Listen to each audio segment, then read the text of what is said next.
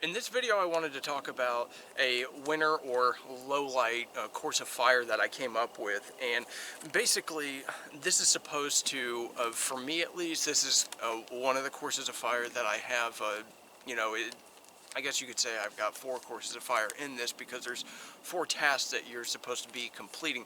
And these are more tests or ways to evaluate yourself. Now, this isn't something that I necessarily like write down in a book, but it's just a fun way of kind of putting demand on myself in a certain fashion. And I wanted to go ahead and show you guys what I do. At least one of the methods that I go ahead and prepare for low light, because it is like about 10 o'clock right now, and it's still pretty dim, and this is about what it's going to be like all winter here in Alaska.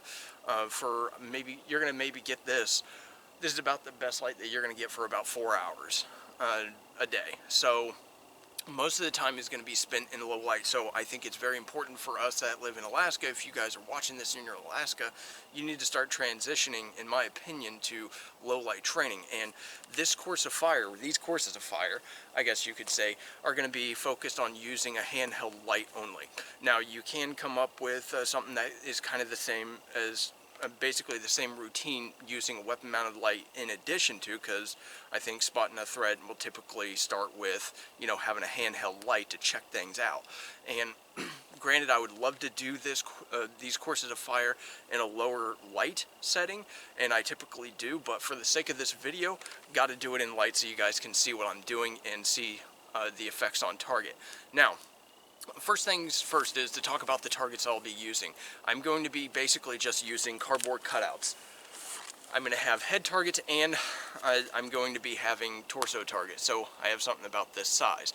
Pretty generous, but this is starting out. I'm going basically dry on these courses of fire with my USP-40. I have not used it in a while. So this is going to be an irrational test. At the best, it's irrational for me not to have dry fired beforehand, because really this should be a test of my skills, but I'm just doing it dry. So first things first is the tests here are going to be focusing on things like your self-control, your confidence behind the firearm, and your discipline. And you'll see that when I describe each course of fire. So first thing that we're going to do is we are going to draw and fire one shot at a head target, as it were. And for that, I have little white paper plates. So let me go ahead and get that set up, and let me go ahead and run that. I am going to be doing this 5 times. Go ahead and spot the target. And I completely missed.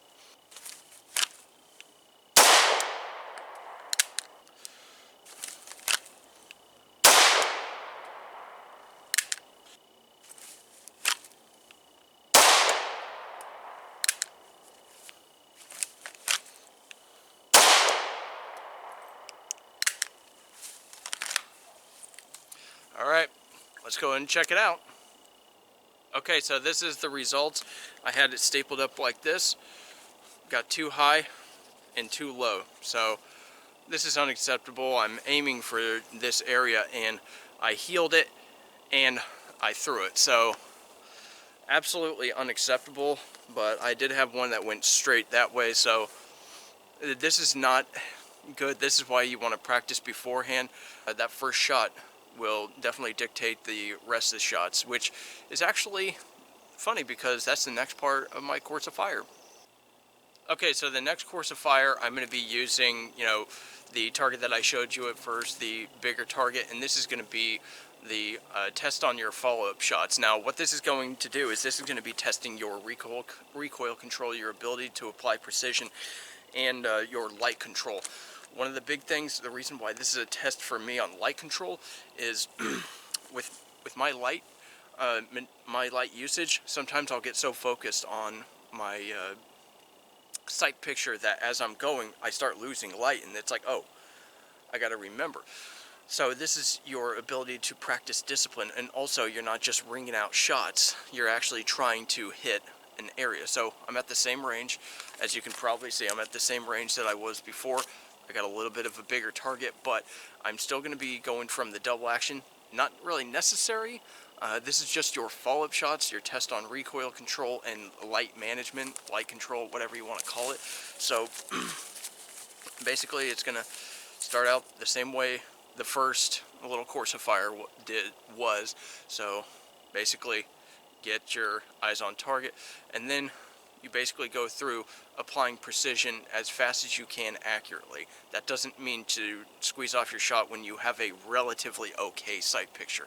You want to actually get good precision but not waste time. So that's kind of a fine line there. Almost sounds contradictory, but not necessarily. I'll go ahead and explain afterwards, but I expect that I'll do okay on this. USP40 typically controls the recoil pretty well, but we'll go ahead and see.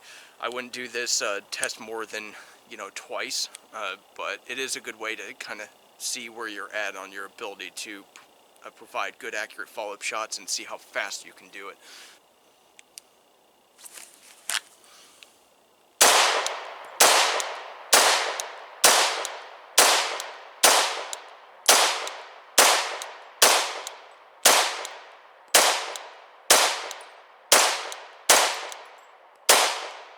So here you go.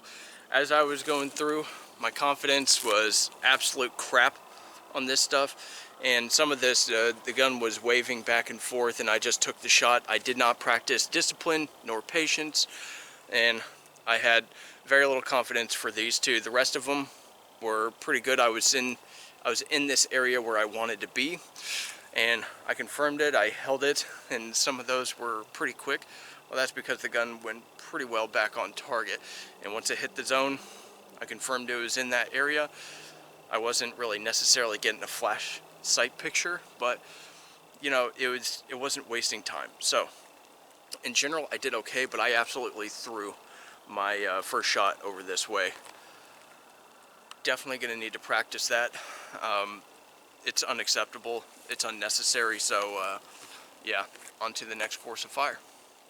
Okay, so now it's going to be a course of fire that's going to incorporate a reload, so we're going to actually have weapon manipulation and light manipulation, technical skills that we're going to have to apply. Now, of course, this is a test, so typically you're trying to go at full speed, but crawl, walk, run, this is verification that your dry fire verification of your dry fire practice and proficiency thereof. So, basically, I'm going to be using steel for this one, and I'm going to be a bit of a distance away.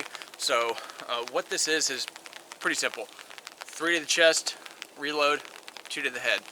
And you can do this with paper, but given my performance as it is, I don't expect that really. I need to demonstrate how crappy I am much more, but just for demonstration purposes, I'm going to be using steel. And this is more of a display of the technical skills and stuff like that, so I'm not going to be going too fast. Obviously, I'm going cold with a lot of this. Now, one of the key things that I have not been doing, that I need to do, shame on me, is when you're going through these courses of fire, this is a startup, this is a mindset thing. So I have my light inside a pocket right on the inside here. These are Helcon Urban Tactical Pants, UTPs, so they're up for review, but basically they have little pockets in here, and it works perfectly for my Surefire G2Z combat light. But basically, you start out, you draw your light, and it's like, okay, what the heck? And 3 rounds, reload, 2 rounds to the head. It's that. Now, is it practical with that round count? No, but at the same time, you're getting used to deploying the light, getting used to deploying it however it is. You're getting those reps in, as it were. So, with all that said, just like if you had 3 rounds left, you probably have already had your weapon out, right? So, anyways, let's go ahead and go through this course of fire. Okay, so if you don't hear a ding, you know what that means.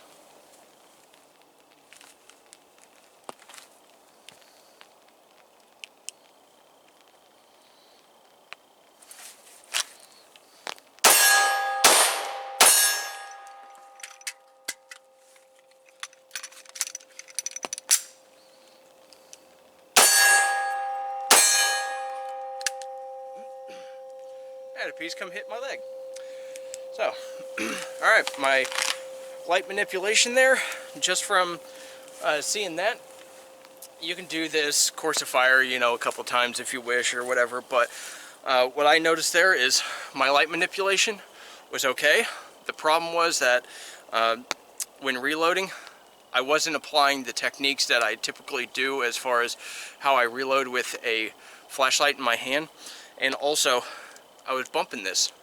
So I don't know if you actually saw any of that happening, but I sure did. I saw it on my peripherals.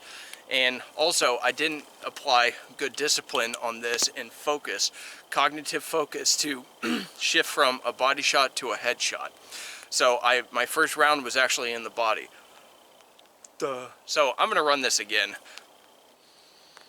Having a hard time with that little switch.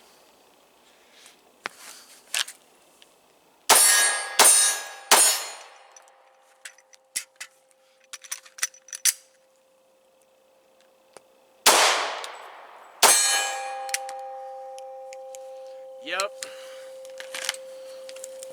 So I did it right that time. The reload was a little slow.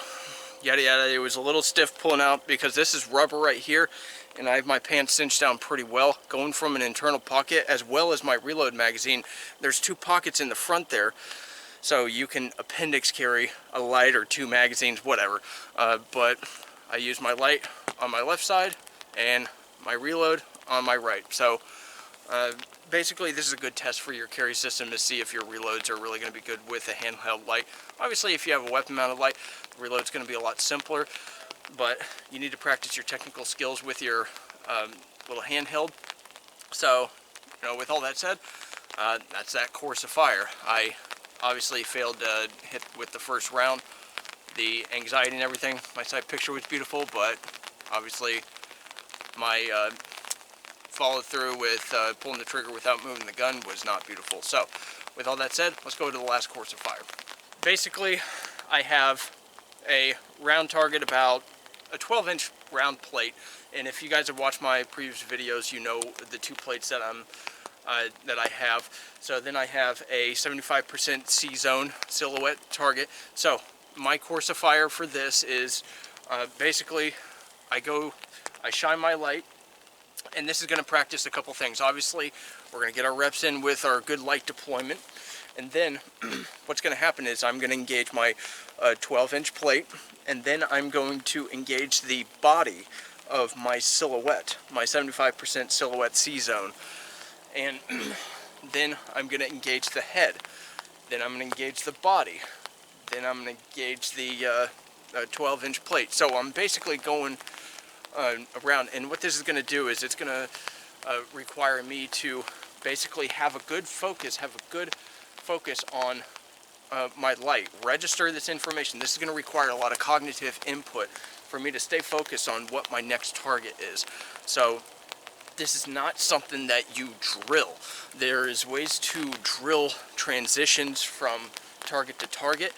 And when you're transitioning from target to target, there needs to be a cognitive focus and a confirmation that the target is a threat and warrants you pointing your gun at it and pulling the trigger. So this is where cognitive focus really comes in. So do not expect this to be too fast. Obviously, using paper is going to be a little better on your anxiety and actually testing you. I recommend doing paper as much as possible in these tests because we always like the good feedback of steel, right? Well, when you're getting a test, you want to raise that anxiety a bit and actually test yourself. So with all that said, I'm going to go ahead and go through this, cheat with steel since I'm already sucking. So if it doesn't ring, you know what happened.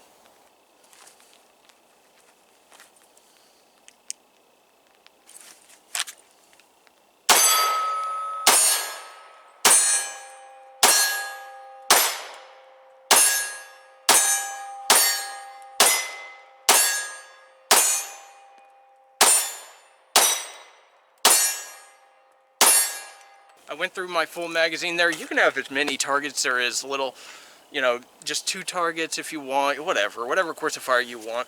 I just like to have 3. It forces a little bit of a shift, and I started to slip there because I don't know if you picked up that motion, but basically I went back to the 12-inch plate, which is off to the left, after I did a headshot. So it's like I was trying to do a circle, like it was some kind of rhythm. that's where basically you might want to shorten this course of fire and just have a time demand. So anyways, that's basically it for my courses of fire. It's, you know, it's not raining as much anymore, so I got to get my reps in on the range because my performance was god awful. So anyways, I appreciate you guys watching. Let me know what you think in the comments below, and try out these courses of fire and let me know what you think. All right, thanks a lot for watching. You guys have a good one.